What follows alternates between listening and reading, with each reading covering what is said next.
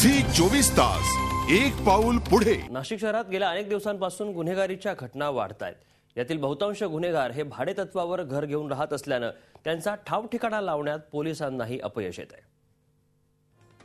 उपनगर पोलीस ठाण्याच्या हद्दीत राहणाऱ्या नीता शर्मा नावाच्या महिलेनं स्वस्त दरात किराणा माल भरून देण्याचं आमिष दाखवून अनेकांना लाखो रुपयांचा गंडा घातला।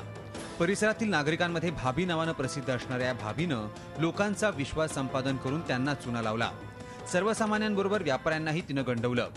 नाशिक रोड परिसरातील साईसृष्टी अपार्टमेंटमध्ये भाड्याचं घर घेऊन राहणारी ही महिला फरार झाली आहे। मात्र ती मूळची कुठली, तिची पार्श्वभूमी काय याची माहिती पोलिसांना दिली नसल्यानं घर मालकाविरोधात पोलिसांनी गुन्हा दाखल केलाय।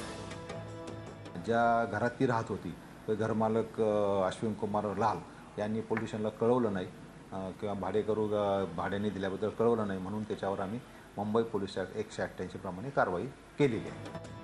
नाशकात घातपात घडवण्याच्या प्रयत्नात असणाऱ्या लालाबाबा बिलालला भाड्याच्या घरातूनच ताब्यात घेण्यात आलं होतं। शेख नझीर अहमद या काश्मीरी तरुणाला ड्रग्ज तस्करीचा व्यवसाय करताना रंगेहात अटक करण्यात आली होती। गंगापूर परिसरात भाड्याच्या घरात राहणाऱ्या एका टोळीला स्वस्त डॉलर देण्याचा आमिष दाखवून लाखोंची फसवणूक करताना नुकतीच अटक करण्यात आली।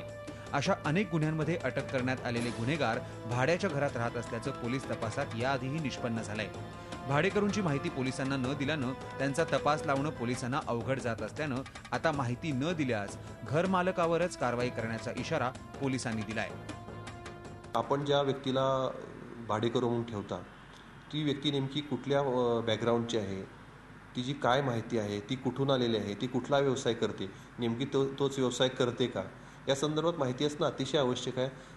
घर मालकांनी सुद्धा त्या संदर्भात जागृती दाखवणं अपेक्षित आहे।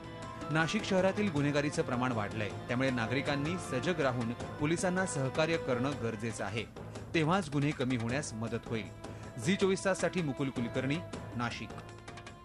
झी 24 तास एक पाऊल पुढे।